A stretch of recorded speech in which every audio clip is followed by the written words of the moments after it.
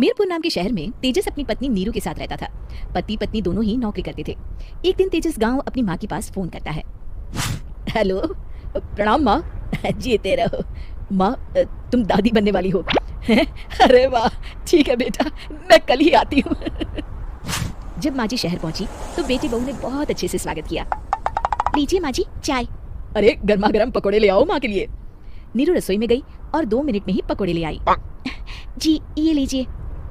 बहू जादू से बनाए हैं क्या? अभी तो रसोई में गई थी। यम्मी। माँ जी, शीला रसोई में पकौड़े तल रही है, मैं बस लेकर आई। हे भगवान, मेरा धर्म भ्रष्ट कर दिया तूने। अब तो गंगा जल से शुद्धिकरण करना होगा। दूसरे दिन, माँ जी मैंने नाश्ता बना दिया है, ऑफिस जा रही हूँ। पर अभी तो घर का सारा काम पड़ा है। शीला आती ही होगी, झाड़ू पोछा बर्तन कपड़े वो सब कर लेगी।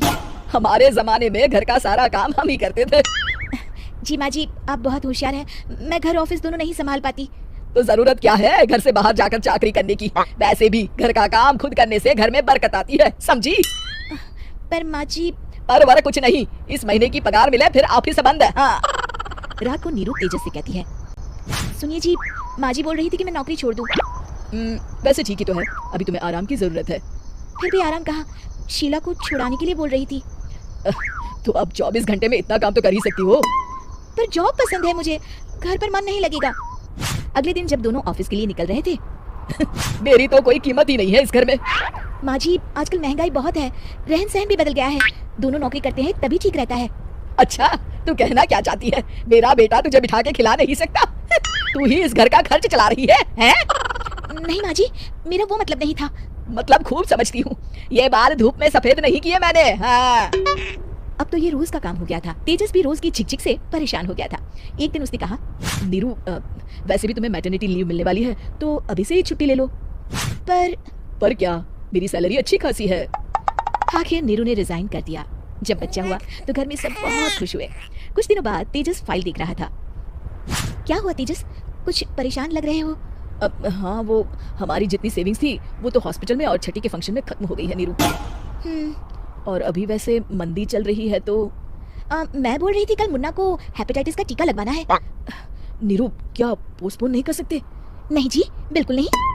अब तेजस को समझ में आ रहा था कि उससे गलती हुई है। पैसों की कमी का असर घर के माहौल पर भी पड़ रहा था। अगले दिन, बेटा मेरा चश्मा और ये दवाइयाँ ले आना। पर्चा देते हुए माँ जी ने कहा। जी। तेजस, मुन्ना के लिए दूध का डिब्बा और डायपर भी ले आना, और ये किराने के सामान की लिस्ट है, इसे भी लाना है। तेजस गुस्से में लिस्ट मरोड़ कर फेंकता है और चिल्लाता है, पैसे क्या पेड़ पर उगते हैं? ये ले आना, वो ले आना। अरे पर ये जरूरत का सामान ही है। वो गुस्से में बिना कुछ कहे ऑफिस चला गया। अरे लंच तो ले जाइए। नीरू दौड़ कर डिब्बा पकड़ाती है। एक दिन खाना खाने के बाद, नीरू, अब तो मुन्ना कुछ बड़ा हो गया, तो अब तुम वापस ज्वाइन कर लो ना जॉब। पर इस रिसेशन में जॉब मिलना बहुत मुश्किल है। ट्राई तो करो। फिर मुन्ना? माँ जी है ना, और एक फुल टाइम मेड भी लगा लेंगे। पर माँ जी, उन्हें तो पसंद नहीं। तभी माँ जी वहाँ आ जाती है और प्यार से नीरू के सर पर हाथ फेरते हुए बोलती है, अब मेरी समझ में आ गया बहू, पहले के और अब के समय में अंतर है। तुम काम शुरू करो, मुन्ना की जिम्मेदारी मेरी। मेरी प्यारी माँ जी। ये कहकर नीरू उनके गले लग गई। शिक्षा, परिवर्तन संसार का नियम है, हमें भी समय के साथ चलना चाहिए। उम्मीद है कि आपको हमारी ये कहानी पसंद आई होगी। कृपया हमारे चैनल को सब्सक्राइब करें और सभी अपडेट्स के लिए बेल आइकन जरूर क्लिक करें। और हाँ, वीडियो लाइक और शेयर करना मत भूलिएगा। Bye bye.